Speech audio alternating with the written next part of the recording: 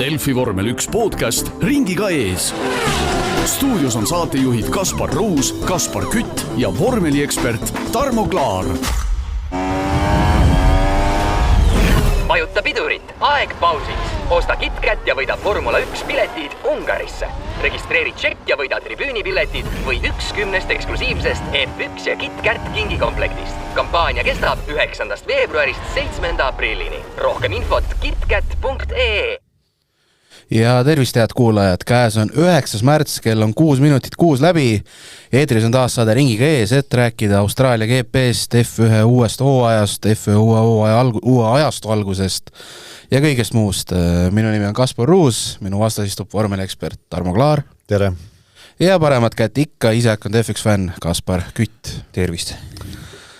Austraalia GP on sõidetud, Aston Martini esimesed, õudusnädal on möödas, Mercedes naudib, kuidas see ma küsin kohe otse, kuidas need uued reeglid tunduvad, on meil võidusõit, on meil arvutimäng, mida me näeme? Me näeme väga sellist häbivaarset pullisõnnikut. Jah, laiendades seda, mis Tarmo ütles väga konkreetselt siiski ja väga õigesti, siis jah, me näeme suurt segadust ja me näeme seda, kuidas uued seadused või uued reeglid on tehtud selleks, et kunstlikult siis kuidagi võidusõitu elavdada. Aga mis see tähendab, on see, et autodel sisuliselt jõud kaub keset sirget ära. Mis meil veel oli? Tagatiivad liiguvad omast tahtes sisuliselt elekterautos, mis peaks siis kuidagi võimendama möödasõitu, see võib ükskõik suvalisel hetkel sul särtsatada ja üldse kusagile minna. Ühesõnaga, meil on praegu täielik segadus, aga see eest sai nagu võidusõit tehtud, nii et midagi head ka ikkagist. No nii palju ütlen ja, et see on jälle ehe näide sellest, et kui kellelgi on visioon, tal on visioon ja ta suudab selle kuidagi otsustajatele maha müüa, aga see visioon tähendab seda, et seal peab olema taga inseneri lahendus, toimiv lahendus.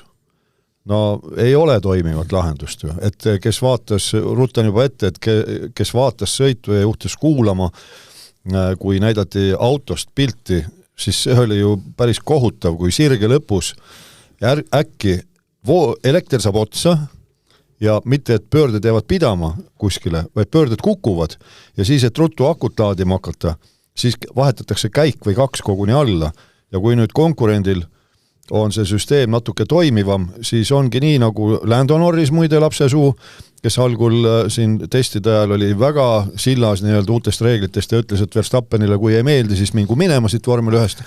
Talle ei meeldi. Nüüd ühtäkki talle ka ei meeldi, ütleb, et kogu see krempel on väga ohtlik, me võime orbiidile lennata siit, see on otsas mõttes. Tegelikult ka, kui ühtäkki ees sõitja kaotab kiirust ootamatult ja sa lendad mingisugune 20 kilometrit kiiremini tagant selga, siis ei ole enam naljakas. Aga kõik jäid ellu, etapp on peetud, rahvas oli raja ääres, kõik tipp-tapp. Ei no, raha tuleb, see on kõik olulisem. Kusjuures vähe sellest, et rahvas oli raja ääres. Rahvast oli kõigi aegade rekord. Panin kirja lausa 483 934 pealtvaatajat terve nädalavahetuse peale kokku. Ja, pool miljon päris kõva ikka. Pool miljonit, see muidugi ei olnud niimoodi, et nad olidki see pool miljonit, eks nad seal vahetusid, ma ei tea, kuidas seda arvestatakse, aga täpsemalt, aga no põhimõtteliselt ikka suurem osa sellest oli ikka 2 päeva küll kohal, ma arvan, sest müüakse ju mitme päeva pileteid. Et seda oli näha, et minu meelest neid tribüüne on seal juurdegi ehitatud. No eks siin on see jällegist kodupubliku hullus, et Piastri mingid uued tribüünid on ehitatud sinna ja kõik, eks see ka toob muidugi rahvast juurde, aga tõepoolest ikkagist mis siin ikka uus ajastu, nagu sa ütlesid, uued reeglid, eks see ikka nagu esialgu publiku huvi nagu äratab ja eks meie siin tülpinud, paadunud fännid, meie oleme need, kes ikkagist kurdavad, aga tavapublik on sillas.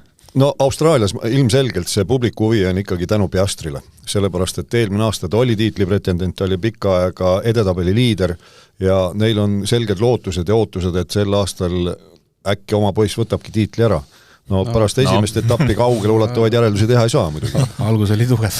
Väga tugev. Kusjuures, nagu ma aru saan tagant järele, eks me nüüd nii kaootiliselt sellest räägime, kes vaadanud ei saa mitte muffigi aru, millist jutt käib. Me hakkame varsti vaikselt aga põhimõtteliselt jah, see tema seinasõit võistluspäeval stardirivisse sõites, ma saan aru, oligi tingitud sellest, millest sa, härra Kütt, rääkisid, et ühtäkki tuli elekter kuskilt. Jah, täpselt, kusagil mingi, no ma ei tea nagu, mis see nagu elektriku mõistes tähendab, aga 100 vatti kõlab paljult. 100 kilovatti kõlab väga paljult, et arvestame sellega.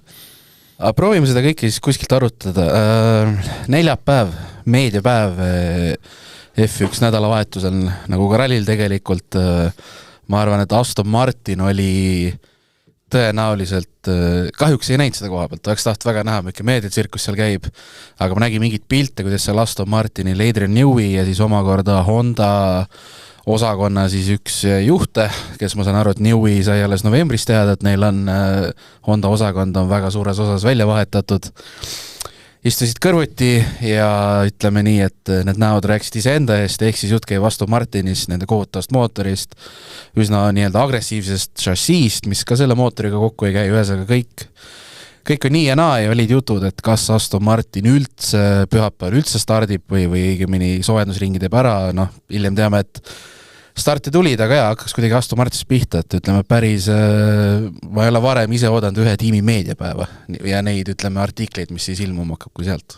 Jah, ega seal ju praktiliselt üsna otse öeldi välja, et sel nädalavahetusel minnakse testima lihtsalt, et autol on mingisugused vibratsioonid, mis ei ole seotud šassiiga ehk kerega ehk Adrian Newey tööga otseselt, et see uus hübriidlahendus, mis nüüd on see hübriid jõuallikas, see tekitab vibratsioone, mille allikatele päris täpselt pole jälile jõutud ja mis mõjuvad sõitjale niimoodi, et mis see oli, et Alonso ütles, et tema saab kuskil 20-25 ringi sõidetud, siis ma ei tea, käed kaotavad tundlikkuse ja Lance Stroll tänu oma, mis oli eelmise aasta või üle-eelmise aasta vigastustele, kus üle-eelmine aasta, kui ta seal jättis ju lausa etapi vahele, sellepärast, et mõlemad randmed olid tal vigastatud.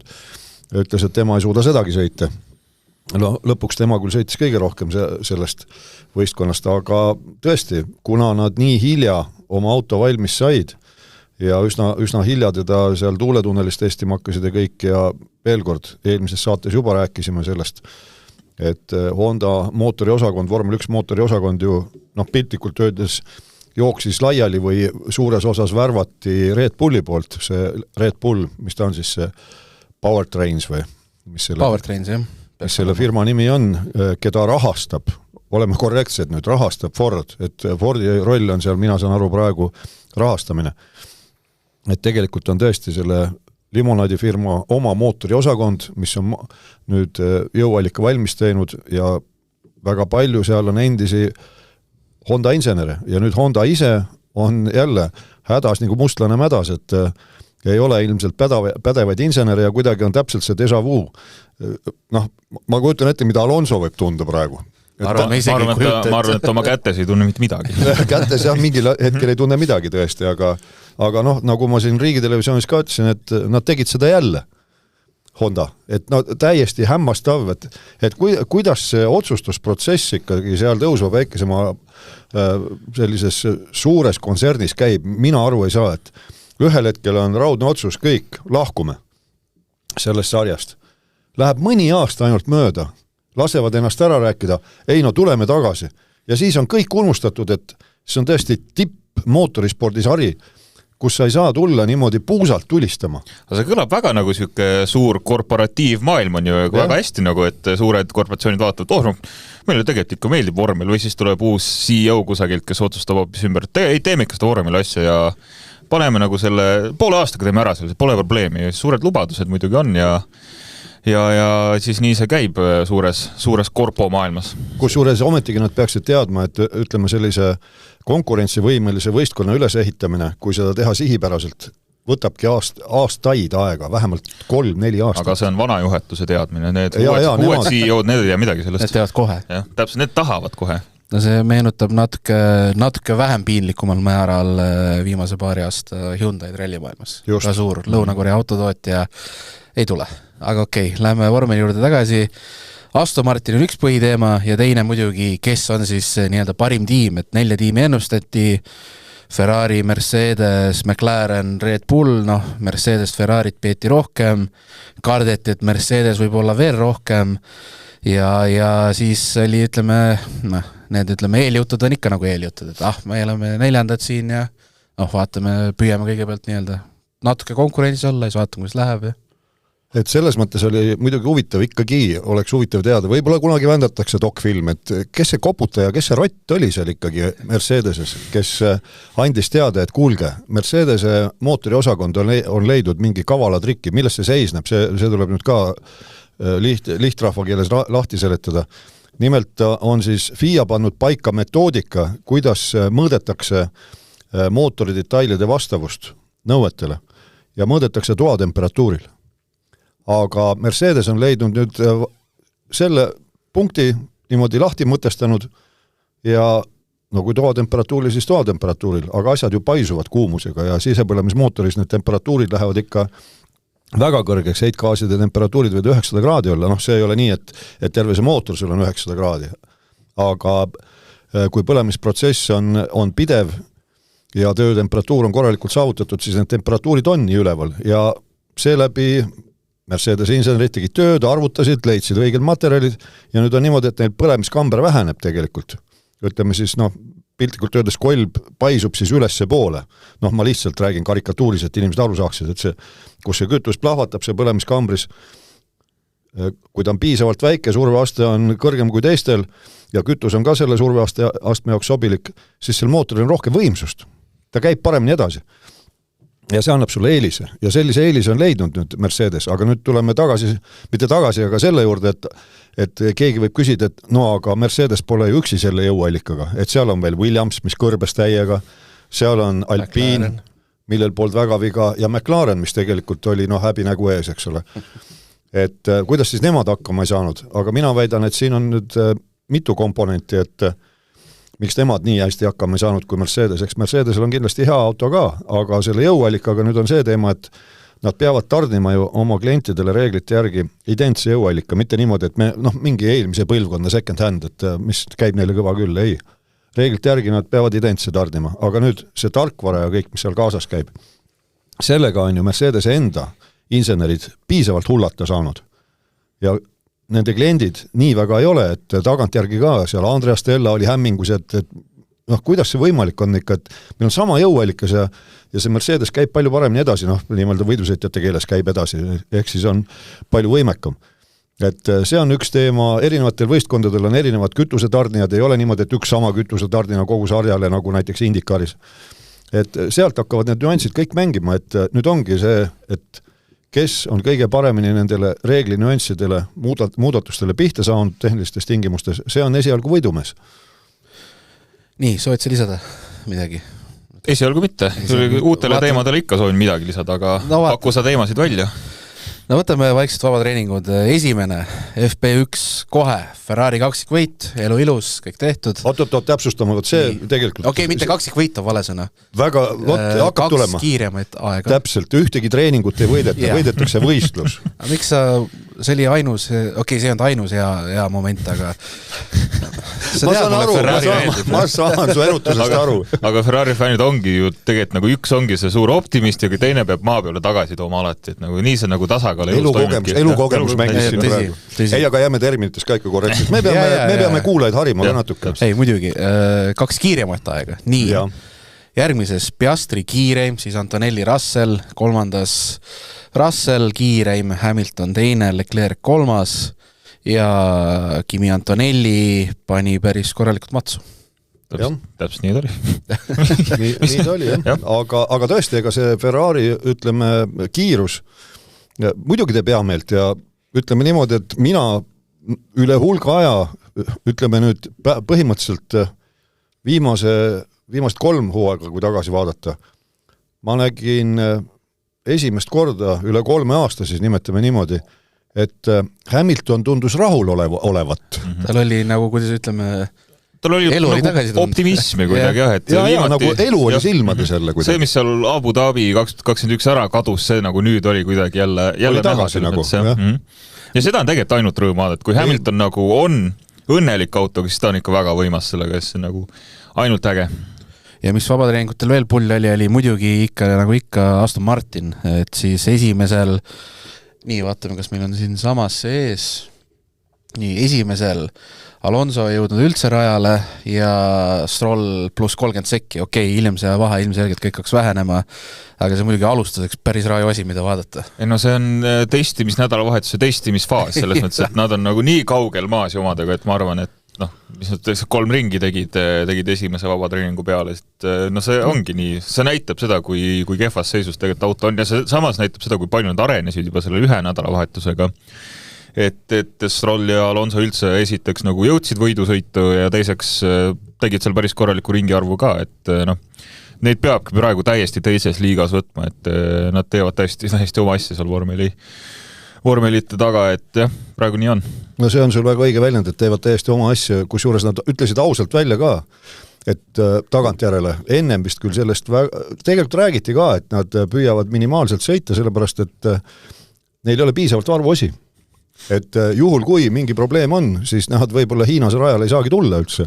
Et selles mõttes ka võeti ju võistluspäeval, varem võeti Alonso rajalt maha sellepärast, et säästa autot.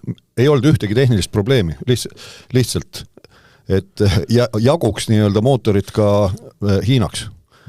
Nii et Aston Martin puhul see on puhas, ütleme, see järeleaitamistunnid. Et need testid, mis jäid tegemata, neid nad teevad nüüd võistlusnädalavahetustel.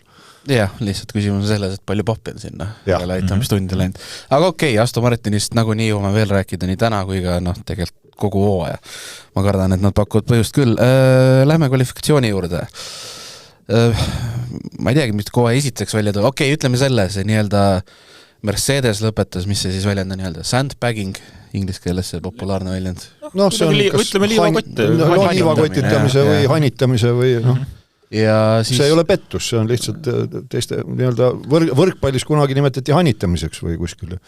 Oli küll võrkpallis, jah. Igastahes Russell ülikindlalt võitis, mis meil Antonelli oli teine, nende vaheli 0,2 midagi ja siis tuli juba 0,8 vahe, kes oli muideks Isaac Hadjar, aga ütleme, see oli nüüd see näitaja, et Mercedes on nüüd Mercedes ikkagi. No see oli see koht, kus ma arvan, et sinu naeratus kadus siis umbes sel hetkel, kui kvalifikatsiooni finišilipp siis või ruudulipp langes, et siis tabas reaalsus jällegist, et jah, et see oli juba Q1 oli vist see moment, kui Russell oli oma ringi ära teinud, siis kaamera näitas Toto Wolfi, kes nagu alguses oli tõsise näoga, aga ei suutnud ennast tagasi, väike muie või tegelikult mitte väike, aga täitsa korralik muie ikka tuli näole, et ta vist ka sai lõpuks aru, et tegelikult me oleme tulnud siia ikka võitma ja korralikult tegema, et see auto on praegu väga heas seisus. Ei, no ta otsustas jah, selle rahvateater ära lõpetada, et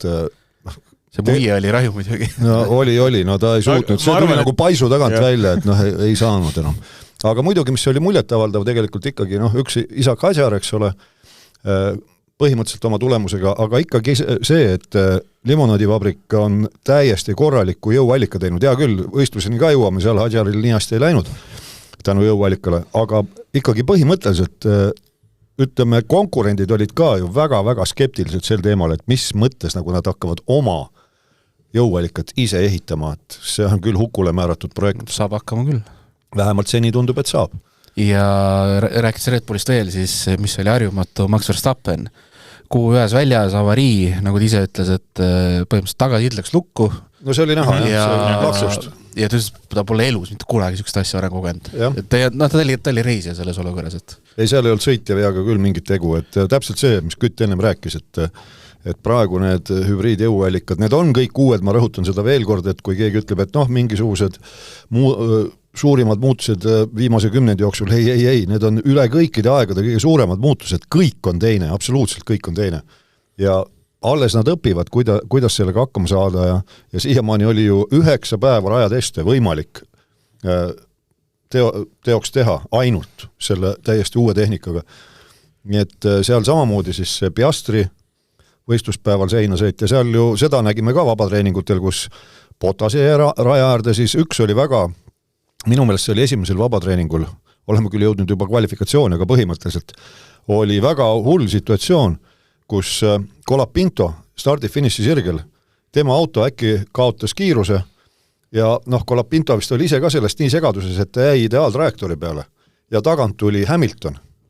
Tuli kurvist välja, viimasest kurvist välja ja reeglina on need pikad sirged need kohad, kus siis rooli peal mingeid seadistusi muudetakse. Ilmselt Hamilton oli ka hetkeks sellega tegevuses ja viimasel hetkel peaaegu nägi Colapintot ja siis põikas mööda. See oleks olnud kohutav õnnetus tegelikult. Ja kvalifikatsioonis veel, no tagapool tegelikult ju Verstappen on viimane, et mis meil oli Lance Stroll ja kui mälu ei peta Carlos Sainz ei saanudki tulemuskirja või ei saanud boksist väga välja. Et. Jällegi mingid autod, jällegi uus auto tehnilised probleemid, et kiputavad tegelikult kõiki, ma arvan, et see mingi ühele või teisele, aga noh, kvalifikatsioonist veel siis minust väga siuke märgiline oli ka, kui nüüd George Russelli nii-öelda võidu või esikoha ringi siis pärast kuhugi interneti üles laeti YouTube'i ametlikul kanali, siis mis ma tähele panin, et kui muidu on seal ringil näidatud nagu kiirust ka, et kui kiiresti auto parasjagu sõidab, siis seekord oli see ära võetud. Ja noh, ma kahtlustan, et põhjus on sellepärast, et keset pikka sirget lihtsalt auto vajab hetk, et ennast laadida ja siis ega keegi ei taha nagu näidata, kuidas stardi-finish või mitte stardi, aga sirge peal lihtsalt 300 pealt auto ise läheb niimoodi 220 peal, et see on lihtsalt... No piltlikult öeldes, see on sul õige tähelepanek, et tegelikult mina sellele väga tähelepanu pöörnud, aga ma just sellele helile, et eks siis oligi see, et see heli juba niikuinii viitas sellele, et kiirus langeb, aga kui veel need numbrid oleks ka silme ees jooksnud, see oleks ikka, noh, ütleme, visuaalselt päris raju kogemus olnud inimestel ka. Tavaliselt on niimoodi varasematel aastatel stardi-finiši sirgel või pika sirgel sõidetakse, noh, kerib seda kiirust, siis jääb kuhugi pidama. Aga nüüd sel aastal vähemalt esialgu on täpselt niimoodi, et ühel hetkel enne seda, kui saabub pidurdusmaa, elekter kaob ära, kiirus kukub kolaki ja siis vahetatakse käik veel alla ka, et pöörded üles saada, et siis hakkab seda akut hästi kiiresti laadima. Et see ei ole ilus vaatepilt, jah. Ja see on meie tänapäeva viimase väljalase F1 nii-öelda motosporti tipp. Jah. Ja, see tundub jällegi siuke asi, et millegipärast ma arvan, et siin veel muudetakse neid regulatsioone ja tegeletakse. 3 etappi on vist see... Sest et mulle tundub, et... Nii-öelda mõttekoht. Jah, et mulle tundub, et siin ikkagist nagu FIA või FOM, kes iganes, FIA pigem ikka, nad nagu FIA, näevad ka seda probleemi siin kohal ja ma tahaks loota, et mingisuguseid lahendusi pakutakse välja või tegeletakse sellega, et ei oleks päris nii, et auto iseenesest võtab sul hoo maha ja laseb sul nüüd kruiisida kvalifikatsiooni, ehk siis kõige kiirem ring nädalavahetuse jooksul oli see koht, kus Russell võttis rahulikult 50 kilomeetrit maha, niivõrd kuivõrd 50 kilomeetrit maha kiirust. No mõte on sama, jah. Jah, aga jällegi, aasta tagasi muuhulgas Red Bulli insenerid hoiatasid selle eest ja siis nad naerdi välja. Et ajati hirmu juttu, et mis asja, unustage ära, ei saa midagi sellist olema. Aga palun väga, toimub see ja nüüd just ennem siia stuudiosse tulekut vaatasin veel kord üle. Nüüd siis Nicolas Tombasis, kes on FIA palgal, kunagi ta töötas McLarenis muuhulgas tippinsener, vormel 1 insener, aga nemad panevad ka pange, nagu rahvas ütleb, või kolistavad ämbrit. Tema on üks, kes nende tehniliste tingimuste loomise juures on olnud. Ütleb, et ei maksa kohe niimoodi kaugele ulatavad järelsused, et me vaatame veel selle Hiina etappi ka ära, aga kui siis ka on asi halb, et siis pidid olema olemas kohe ma ei tea, elu muutvad reeglimuudatused pidid kohe tagataskust võtta olema, aga ta ei ole avalikustanud, mis need siis on. See on väga huvitav, et neil on nagu varuvariant juba olemas, miks nad siis nagu kohe seda käiku ei lasnud alguses on ju, et... Täpselt käsitamatu, et enne salvestust siin just ma meenutasin ju seda, mismoodi Bernie Ecclestone oma viimastel valitsemiskuudel võib-olla lausa tuli välja imelise kvalifikatsiooniformaadiga, aga siis tuli mõistus hästi ruttu koju, et esimesel etapil prooviti seal täielik fiasko ja kohe muuditi tagasi selle juurde, mis meil jätkuvalt praegu kehtib, et mina ütleks küll, et mis siin molutada on, Hiina etapp on kohe nüüd nädala lõpus ja seal on ülipikk tagasirge. Kui me nägime ja kuulsime juba Austraalias, mis toimub sirgetel, mida te siis veel molutate ja ootate seal Hiinas? Mis seal siis poole sirge pealt hakatakse härgadega vedama neid autosid eelviimase kurvini või? No jooksed välja, lükkad tagant. Jah, no saame näha. Ei, no aga selles mõttes, et ära ole nii negatiivne. Äkki läheb hästi, kõik on hästi. ma mõtlen vormelijuhtide pealt. Ei, ma saan aru, et te olete noored mehed, mul on natuke rohkem kogemus. Ei, ega mina ka ei usu tegelikult, ma tahan lihtsalt natuke ironiseerida.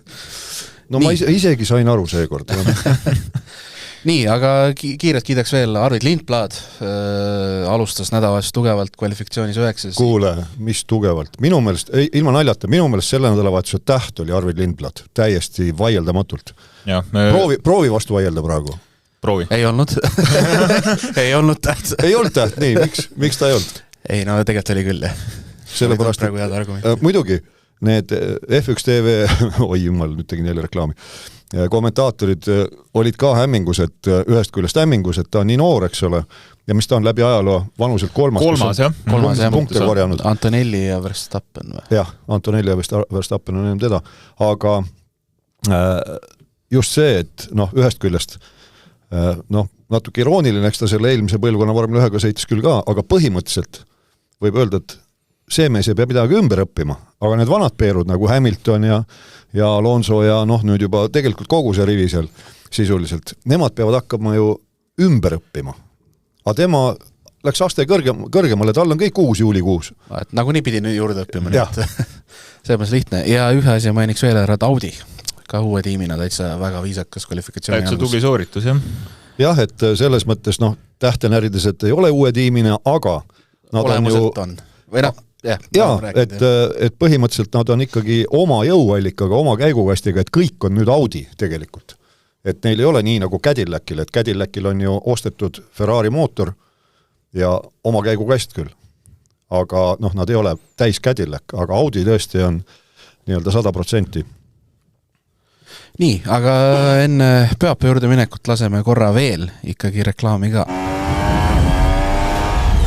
Vajuta pidurit, aeg pausiks. Osta KitKat ja võida Formula 1 piletid Ungarisse.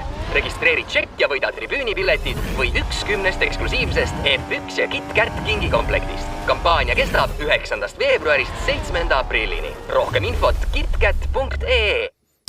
Aga Lindbladist veel nii palju, et ennem kui sa edasi lähed siin oma ettevalmistatud teemadega ja me võib-olla teame midagi vastata ka, et Lindbladil on tore nimi.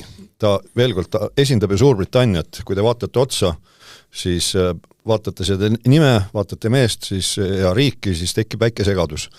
Aga mehe täisnimi on Arvid Anand Olof Lindblad.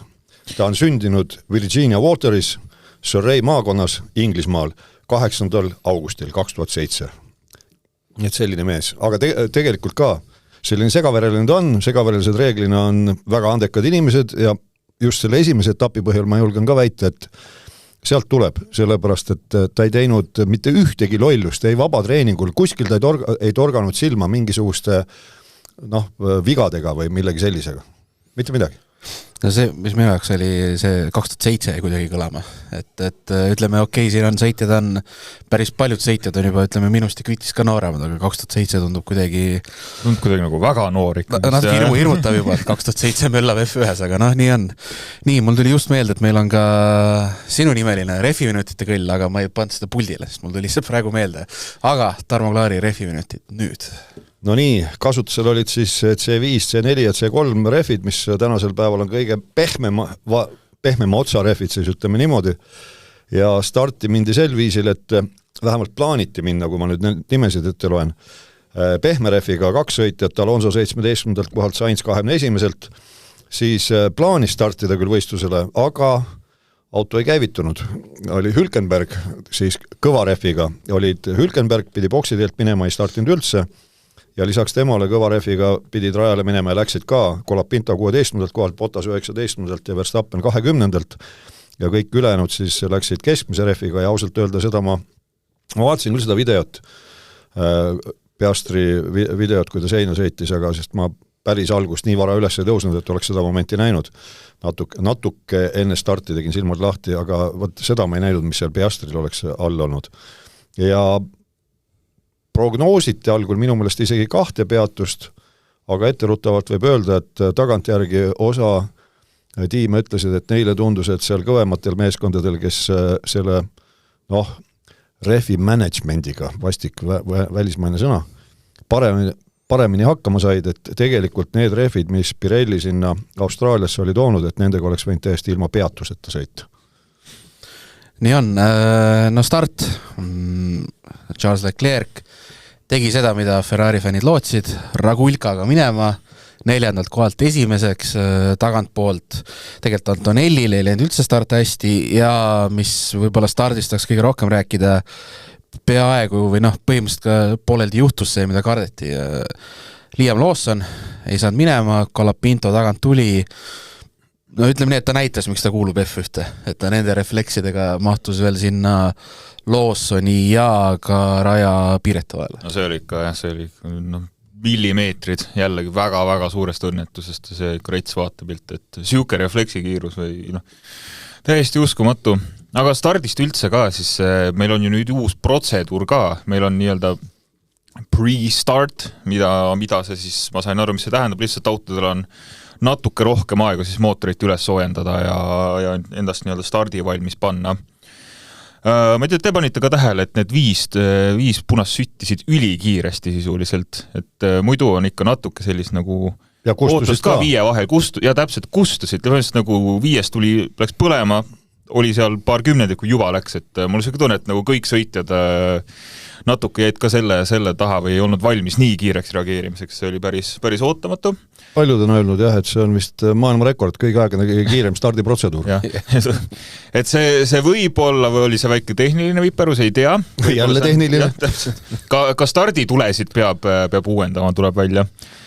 Aga jah, see Ferrari start selles mõttes oli huvitav küll, et enne hooaega rääkisime ka, et Ferrari on seal stardi raketi ehitanud, on ju, aga siin ei olnud, ma ütleks, et siin oli pooleldi Ferrari stardirakett, aga tegelikult Leclerc'i enda oskuse ka ja hea õnn Leclerc'ile lihtsalt, et kuidagi tekkisid need vabad kohad, kus läbi lipsata ja esimeseks ennast suskida, et selles mõttes väga ilus. No kasutades pallimängu terminit, siis väga hea väljaku nägemine tegelikult. Absoluutselt. No esimesed 10 kusjuures muide, miski esimesed 10 ringi, see on ikka olulistest asjadest ei taha üldse rääkida. Ma ei tea, ma olen jah. Tegelikult, jah. Alonso. 17. 10. Esimese ringi lõppedes oli ta 10. Ja tegelikult, mis me veel ei maininud, Lindblad ise ka, stardis ka ju 9. Oligi 3. lõpp, mingi hetk oli ta 3. Mingil hetkel oli 3. Ja see sõna 2007 esimesel ringil. Ja sõna 2007 on selles mõttes ka märgiline, sest ta pani ju Hamiltonist mööda. Ja 2007 ma mäletan, kuidas Hamilton ise pani oma esimesel etapil ju Alonsost ka mööda tiimikaaslasest, et kõik ikka seob kuidagi ja kõik läheb ikka kuhugi ühte patta kotku. Aga palun jätka nüüd.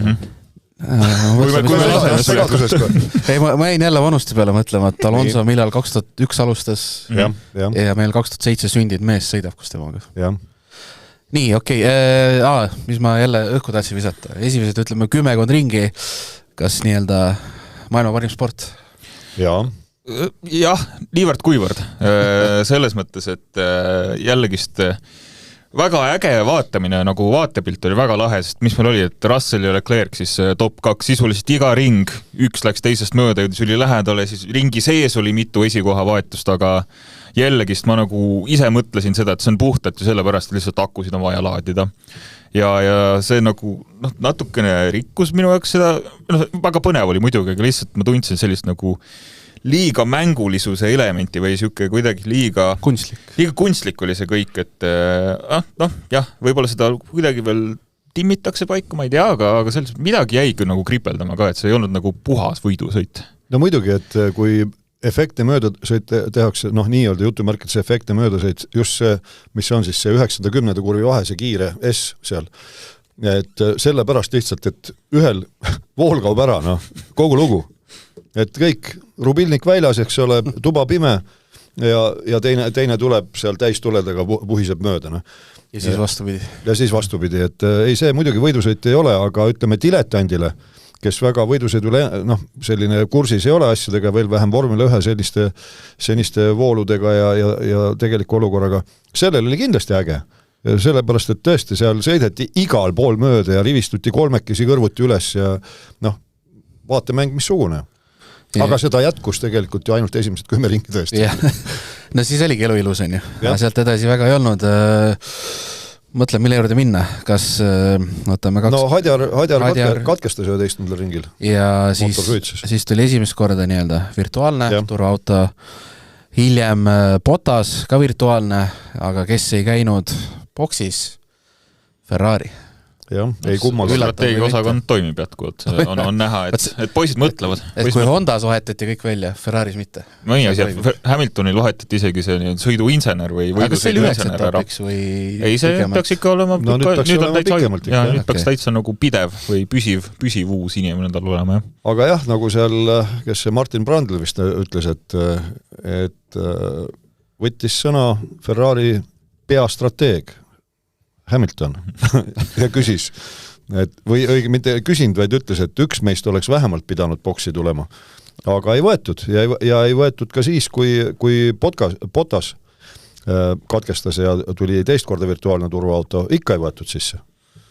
Et neil oli mingisugune oma plaan ja takkajärgi see Fred Vasseur, kes on tiimipealik, väitis võib-olla ka õigustatult, et aga meil ei olnud ju võimalustki, et Mercedes oli nii palju üle. No teisest küljest, kui vaatame neid esimest 10 ringi, siis ikkagi oli võimalus vähemalt nii palju ära solkida seal Mercedese sõit, eks ole, sipsida seal vahel kogu aeg, lõigata ette, tõmmata tempo alla.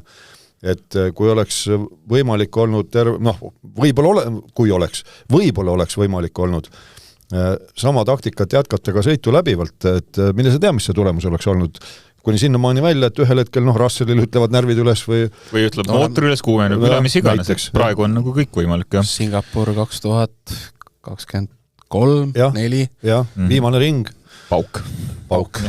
Ja selles mõttes küll jah, et Ferrari nagu mängis üllatavalt turvaliselt selles mõttes, et ma oleks ka, ma ei ole Ferrari strateeg, aga tundub loogiline, et me oleme juba kohas, kus me ei oodanud, et me oleme, et Mercedes panevad nagu tuimalt eest ära, proovime siis midagi ikkagi, katsetame, teeme natuke nende elukeira, aga praegu oli tõesti lihtsalt sisuliselt nagu andsid võidu, mis võib-olla oleks niikuinii tulnud, aga tegid nagu eriti lihtsaks selle võidu.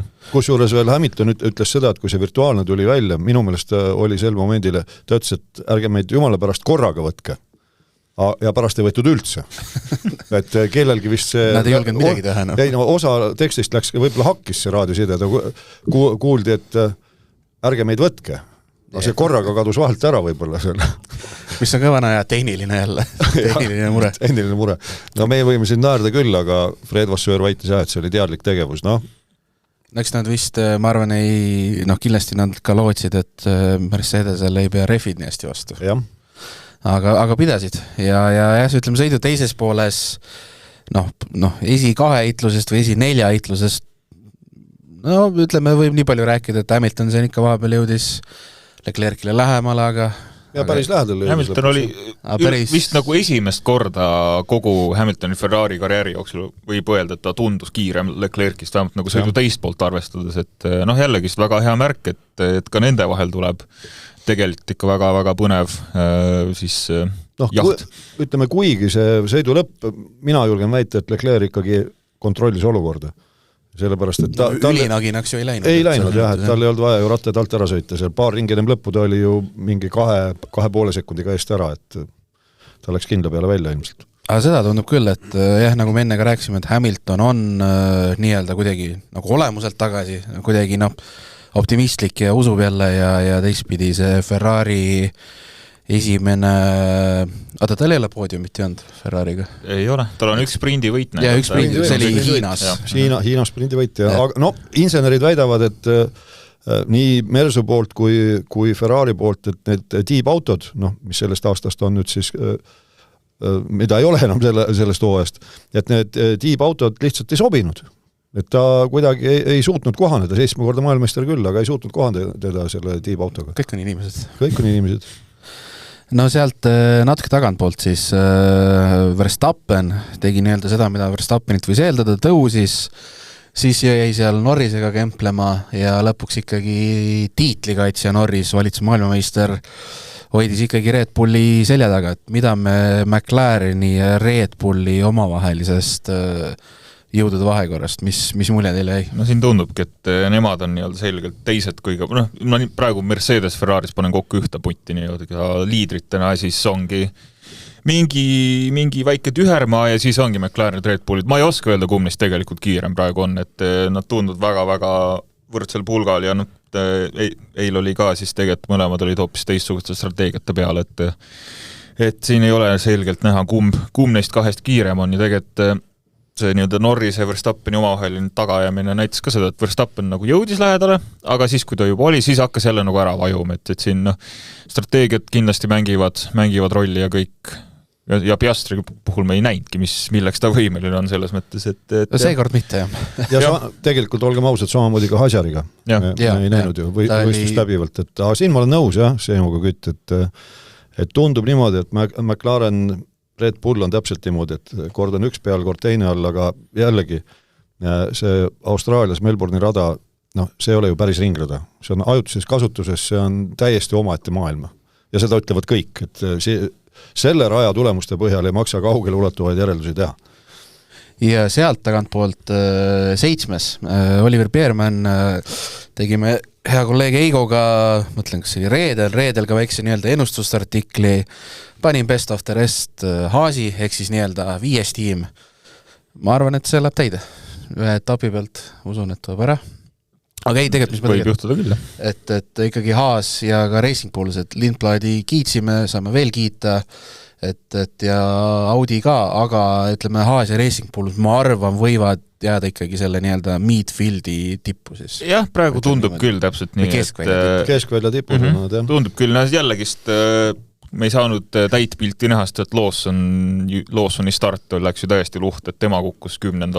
sisuliselt rivi viimaseks, et ei näinud, mida Lawson on võimeline tegema, vahepeal, kui ta selle Peeresega heitles, siis nägime küll, mida on võimeline tegema. Selle võime ka korrata, et seal siis Lawson, Peeres näitas kaitset, tegelikult ta kaitses oma kohta lihtsalt, mis on normaalne ja kohtunikud ka ei näinud, et ta reeglite vastu eksis, aga ütleme nii-öelda vanad sõbrad ikkagi koos, et Lawson seal pärast proovis natuke nii-öelda, et tal on ikka see 2024 Mehhiko GP meeles ja kõik see, aga mul meeldis see Perezi lause, et ma ei tea, ma olin aeglases autos, ma sain korraks võidu sõita või midagi sellist.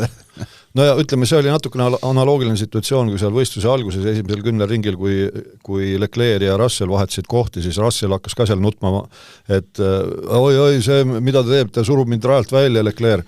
No mida sa vend plõksid seal? Auto laius oli ilusasti, su rattad ei olnud muru peal.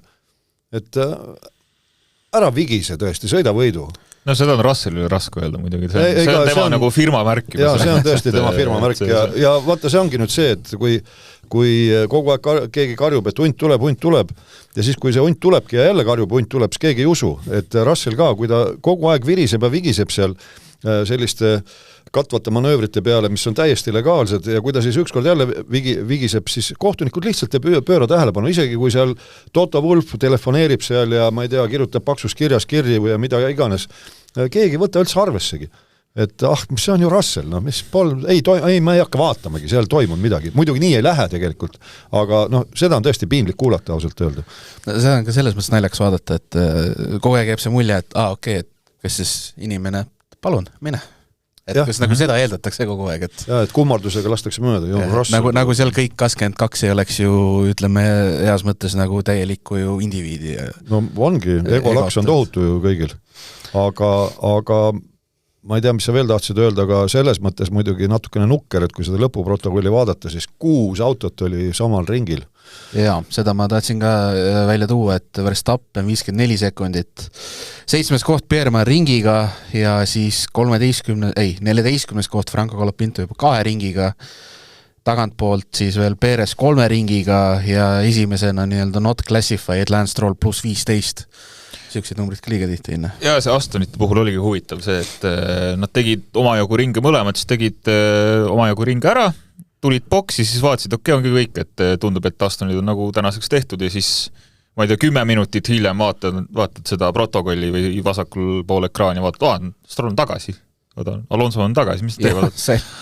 Aga tuleb palju, et tõenäoliselt ma ei teadnudki, et see 100% nagu lubatud on, et sa võid niimoodi keset sõitu nagu tagasi tulla lihtsalt, et jätkame oma testimist. Aga see on lihtsalt testimine. Meie sõbral Mikul oli õigus meie ennustusest, tema seda pakkus. Aga see meenutas ju, mis oli Perez viimane Red Bulli aasta, kus ta tuli ükskord ajal tagasi, et see nii-öelda karistus ette ära kanda. Aga jah, ütleme Aston Martini kohta päris, jah, see järeleaitamine kõik, aga ikkagi kuidagi omapärane vaadata, et nad niisugune nagu F2, F1 või midagi niisugust. Jaa, see on huvitav, eriti arvestades kogu seda optimismi, mis eelmine hooaeg ju oli tegelikult Alonsol ja Stroll, et nüüd tuleb, Newey tuleb ja kõik, nüüd hakkab minema ja siis sa ei saa halvemini nagu alustada hooaeg, kui Aston praegu teeb. See on konkreetselt kõige madalam võimalik seis, kus praegu olla. No saame näha, kuidas seal see areng toimub, et mis seal hooaja teises pooles toimub, ennem ma küll midagi eriti ei looda, aga mida tasub muidugi tähele panna, mille te siin tähelepanu pöörasite ka, et ilmselt Haas seal keskvälja tipus on ja suured spetsialistid, suuremad kui meie kolmekesi kokku siin on väitnud siis, et Haasil on potentsiaali väga palju just sel põhjusel, et Haas on ju võtnud Ferrarilt nii palju ostuosi või ostusõlmi, kui reeglid lubavad, kaasa arvatud siis jõuallikas koos käigukastiga. Ja seal kotkapilgud on märganud, et muuhulgas Gary Anderson, kunagine Jordani tehnikadirektor, et Ferraril on väga huvitav tagadifuusori lahendus, mida ei saa näiteks kopeerida Cadillac, sellepärast et Cadillac on ise oma käigukasti ehitanud, et see on hoopis teistsuguse kujuga, teistsuguste mõõtmetega, et selles mõttes väidetavalt on seal just see difuusori ja käigukasti ümbruse aerodünaamika lahendus selline nutikas Ferraril ja põhimõtteliselt saab siis Haas seda kopeerida, kui ta väga tahab ja kui neil õnnestab seal kuidagi samasuguste tulemusteni tulla, nii et selles mõttes see lähtepunkt praegu Haasil on tõesti väga hea. Ja mida on tore näha. Ja mõtle, mis me kahte tiimi ei ole veel maininud, väga Alpine ja Williams, et ütleme Williamsi puhul oli näha, oli eel juba teada, et nad ei ole, ütleme eelmise aasta Williams, aga Alpini puhul, ütleme loodeti, ma arvan, natuke rohkemat.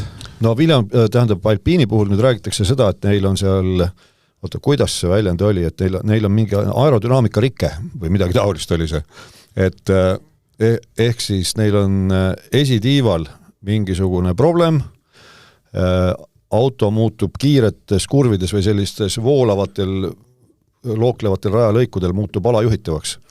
Aga nad pidavad sellele rohtu leidma, kas nüüd juba Hiinaks, ei tea, aga nad on vähemalt optimistlikud, aga see on küll olnud ilmselgelt õige otsus, et loobuti Renault jõuallikast muidugi. Teisest küljest, kust me teame? Võib-olla see uus Renault jõuallikas oleks isegi olnud konkurentsis, seda me ei saa kunagi teada. Aga neil on ju Mercedes. Renault jõuallika probleeme ja neid koostöö mäletame küll, jah? Väga hästi. Ja nii, ma arvan, et sõit on selles mõttes kokku võetud vist, et oli nagu ta oli, ma ei teagi, nägime, mis me nägime, ühtepidi nagu võidusõitu, ühtepidi arvutimängu, kunstlikku asja. No eks ta ongi, alati on nii olnud, kui meil ongi need suured regulatsiooni muudatused ja jällegi praegu on kõige suurem üldse läbi aegade, ehk siis need vahed, need tehnilised paharetid, vahed tiimide vahel sõitmine, need ongi hetkel praegu kõige suurem, mis nad üldse tõenäoliselt olema saavad, et see kõik hakkab tasapisi nagu, kõik tiimid hakkavad vaikselt üksteisele lähemale jõudma, praegu lihtsalt ongi see täielik alguse hetk, et üks suurimaid samme tundmatus, mis üldse saab teha, on täpselt praegu. Jah, hetkel tundub küll, et selleks, et seal Vormel 1 autoroolis võistluse käigus edukalt hakkama saada, siis sul peab olema mingisugune inseneri magistrikraad, et välja raalida kõik need igasugused mootorirežiimid, millal mida rakendada, millal mitte rakendada, kui palju korraga rakendada. Et need reeglid on ikka maru keerulised, kusjuures seal tehnilistes tingimustes näiteks on sellised huvitavad piirangud, minu jaoks küll kummaline, et ma saan aru, et algul räägitakse tinglikult, et tahetakse, et see võimsuse jaotus oleks sisepõlemismootori ja elektrimootori vahel 50 ja 50%. Aga tehnilistes tingimustes on ju konkreetselt kirjas, et elektrimootor ei tohi toota rohkem kui 350 kilovatti, kõik, finito. Et selles mõttes, võib öelda küll, et ma vana peer siin igatsen vanu aegu taga, kui taevas oli sinisem ja muru oli rohelisem. Ja Kimi sõitis. Ja Kimi sõitis ja kes kõik sõitsid, Mansell sõitis ja nii edasi, te olete poisid Manselli raamatut ka lugenud, et oli ju vinge vend. Eks ole.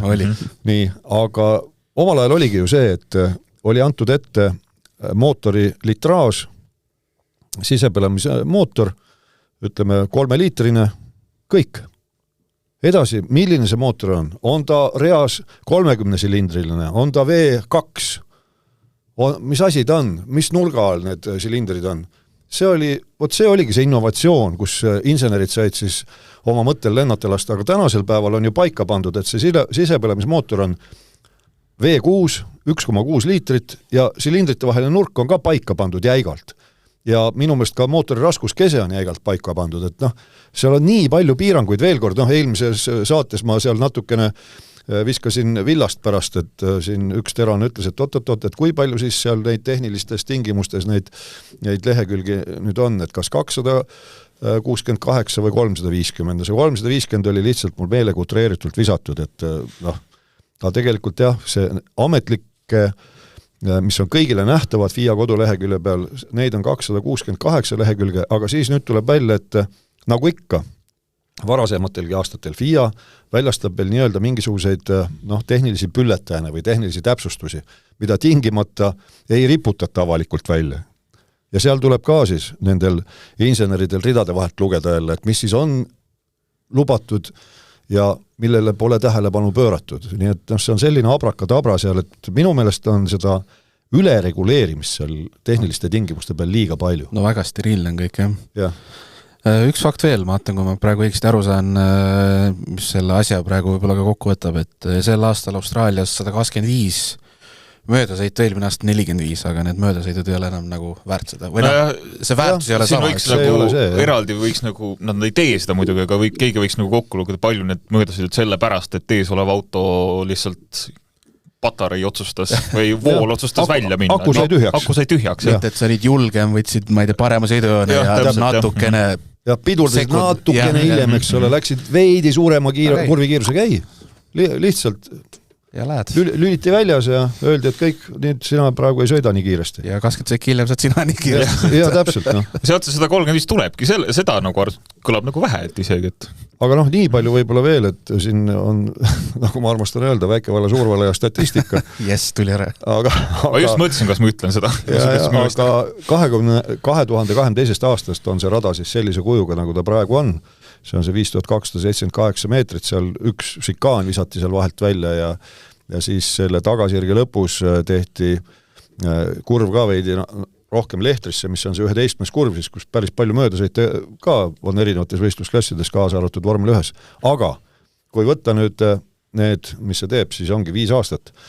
5 hooajal on seal nüüd sõidetud sellise kujuga rajal, siis kvalifikatsiooni ring on kõige kiiremini läbitud, ongi 25. aastal, jah, Lando Norris sõitis 1.15,096, sel aastal siis Russelli aeg oli 1.18,518, nii et üle 3,5 sekundit aeglasem peaaegu, või ongi 3,5 sekundit enam-vähem.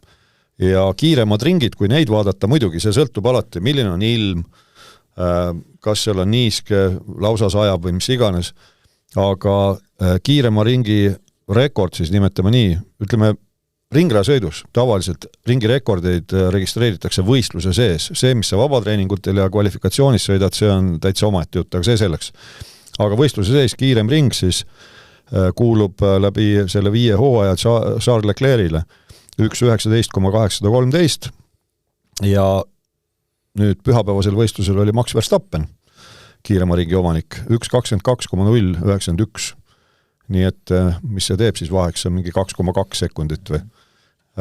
Mina ennustan, et siin hooaja jooksul, eriti veel, kui nüüd nende tehniliste tingimuste näppimise juurde minnakse ja lubatakse seal mingeid muudatusi mootorite juures, siis eks need kiirused hakkavad lähenema sellele, mis nad varem olid, kusjuures praegu nad tegelikult ju hetkeliselt, tippkiirused ongi hetkeliselt sirgel, suuremad isegi mõnel rajalõigul, kui nad eelmisel aastal olid. Aga hetkeliselt on. Just, kuniks. Ma rõhutangi hetkeliselt, sest aeg-ajalt tuleb seal töristada poole gaasiga. Aga ütleme, ma nii palju ütlen, et ütleme, kui on seal, ma ei tea, 1.19 või 1.21, ega seda nüüd oma silmaga ära ei, sa ei saa mitte muffigi aru. Ei saa. Aga juba see nädal tegelikult ju Hiina ja kas meil ei ole mitte ka kohe sprint. Meil on. Esimene sprint, jah. Nii et üks sessioon kohanege, hakake panema. Jah, et edu Aston Martin. See on nüüd eriti tore just nimelt, et nüüd on kohe sprindi nädalavahetus, kus on ainult üks vabatreening. ma arvan, Alonso juba super. Ei, no nemad rõõmustavad, ilmselt tükid säilivad kauem või no. Mitte kauem, vaid varuosi jätkub loodetavasti. Nii, aga ma küsiks veel nii palju, okei, jah, Melbourne'i ringrada erineb kõik see, et aga kas meil nüüd algas uus mersuajastu või on natuke vara veel öelda? Ma arvan, et see mersuajastu mingi periood ikkagi kestab hooaja alguses, sest tundub küll, et Mercedes on selle kodutöö kõige paremini ära teinud, et hea küll, need, ütleme, seal rotipanemised või spioonid, kes siin on koputanud FIA-le midagi, aga ei ole ju Mercedes diskvalifitseeritud, järelikult kõik on praegu kehtivate reeglite järgi. Me võime kõhelda ja kahelda seal mis iganes ja nüüd ongi ju see seis, et teised tiimid on nii palju peale käinud, et kas oli juunikuust või hakatakse siis 2 metoodikaga mõõtma, et ka 130 kraadi juures hakatakse neid mootoridetaile mõõtma. No, seda tõi ka ju ka Lewis Hamilton välja, aga see, nagu ta ütles, et ka, et küsimus ongi, mis vahe selleks ajaks juba on. Just nimelt. Mis need punktiseisud on. Aga esialgu küll, ma usun, et paraku see Mercedese komplekt toimib oluliselt paremini kui teised. Ja seda ka ei saa öelda, et seekord oli nagu kuidagi, et jahedad olud või nii. No niivõrd kuivõrd jahedad olud. Stardi hetkel oli õhk oli +24 ja rada oli +37, et see nüüd liiga jahe ka ei ole. See on siuke regulaarne suht koht, tavaline Euroopa, Austraalia ilm. Aga ma olen nõus selles mõttes, et jaa, ma arvan, et Mercedesed vähemalt siin kvalifikatsioone panevad järjest kinni, Ferrarid võib-olla jätkavad natuke kaartide segamist, aga kõik on siin strateegia osakonna taga, ma arvan, et kui nad võtavad selle juhtimispositsiooni, aga Mercedes ikkagist on selgelt kiirem, siis ega sõitjad liiga kaua ei saa selja taga hoida neid Mercedeseid, et võib-olla juhtub, et Ferrari mõne strateegia isegi kobistab. Nad on seda teinud mõnikord on juhtunud, nii et ka katkine kell on 2 korda päevas õige. No täpselt, siis 24 etappi hooaja sees ühe korra võiks olla õige. Aga ütleme nii palju küll, et millal nüüd mingisugune võistkond järgi võiks jõuda, see jälle sõltub sellest, kuidas inglise keeles on, need ubade lugejad või raamatupidajad seal nõus on kulutustega andmisega, et veel kord tuleta meelde seda, mis eelmises saates sai ka räägitud, et sellest hooajast on küll eelarve lagi kõrgem, sest uued reeglid tulid tehnilised tingimused, on $215 miljonit siis võistkonna kohta hooaja peale, aga sinna lisati ka transpordikulud, mida varem selle kululae sees ei olnud ja kõik tiimipealikud räägivad nüüd, et ega nüüd nad peavad väga hästi läbi mõtlema, millal ja kas üldse tuua kuskile etapile uuendusi, näiteks see sama autopõhi, mis on suur kolakas, mida sa kandekotis ei too, et see transpordikulu tuleb kanda, et kas see võimalik uus detail annab nii palju edu, et ära lõigata seal arenduselt mingisuguseid dollareid selle transpordikulu arvelt, et see on nüüd ka üks selline huvitav nüanss, et nähtavasti liiga tihti me mingisuguseid uuendusi seal ei näe või pigem ei kuule, sellepärast et kui midagi põhjal muudetakse, siis esiteks me ei näe ja ka me väga aru ka seal ei pruugi saada üldse. Ütleb, palja silmaga teleekraanilt ei näe. Ei. Nii, aga ma arvan, et tõmbame selleks korraks joone alla, nädala pärast oleme taas eetris, seniks kõigile ilusat märtsikuu jätku. Nautige kevad algust. Kõik ilusat. Delfi vormel 1 podcast ringiga ees.